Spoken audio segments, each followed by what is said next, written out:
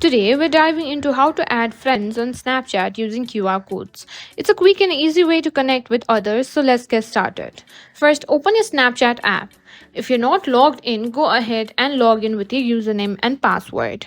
Once you're in, tap on your profile icon at the top left corner of the screen to go to your profile page.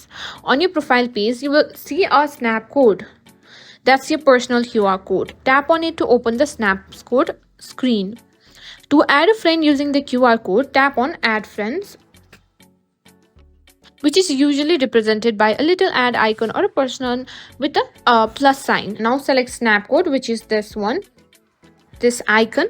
This will open your camera or your gallery, which will help you scan someone's Snapcode. Align the QR code with the frame and Snapchat will automatically recognize it. If the code is valid, you'll see an option to add that person as a friend.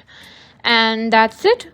If you want to share your snap code with others so they can add you, you can save or screenshot your snap code and share it through messages or social media.